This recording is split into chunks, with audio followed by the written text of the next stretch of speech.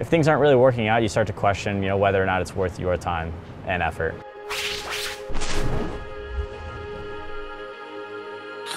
Well, I'd say at least for my experiences, in Dota, I've only ever played for Evil Geniuses and now OpTic. The biggest difference for me is that Evil Geniuses, we were the stars, right?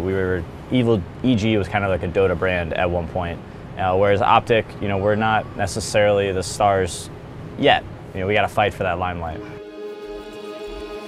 The one thing that kind of caught people off guard is the people that were fans of OpTic as an organization that were willing to learn and kind of see what Dota was all about.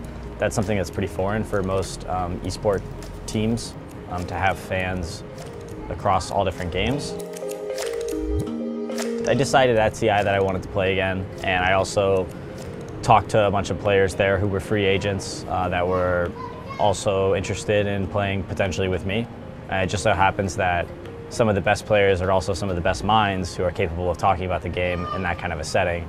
So it was more coincidence that we were a bunch of really good free agent players that were also working as talent at the event. I don't know, it wasn't too hard of a transition to get back into things. I used to play at one of the best teams, so I always tell people that it's really easy to draft when you have a really good team, and the drafter and the captain, myself in those situations always look like this Dota genius. Well, I don't know if that's necessarily true. I like to think that I can find drafts that work really well for the unique players that we have.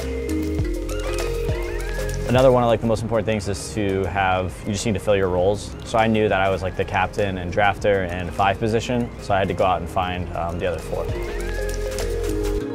So Misery decided to leave, that was a month ago, and that was just because I think the team wasn't really being as successful as he potentially wanted it to be. We were also traveling a lot, and every time we did a boot camp, we would be doing that in North America. If things aren't really working out, you start to question, whether or not it's worth your time and effort. And I think that he made a decision for himself, as you should pretty much make every decision. And we respected that, so. I think we definitely need somebody who is more of a player than a thinker and communicator. Obviously, communication is one of the most important skills for Dota, but it's sometimes you kind of suffer from that too many cooks in the kitchen sort of a thing, where too many people have an opinion and too many people are talking. So Saksa kind of fills that role pretty nice because he's a pretty quiet guy. He's also just incredibly high skilled, so that's definitely what we need.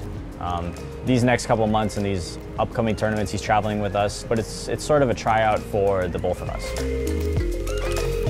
The team that I'm on now is incredible, is far less successful than the EG team that I had previously played for. When I joined EG back in 2014, we kind of almost started out being that premier North American team, but nowadays there's just so much competition, not only internationally, but even within our own region of North America. It's pretty tough. It's pretty tough to rise to the top and be that dominating presence, and we might get there, but it's going to take some time.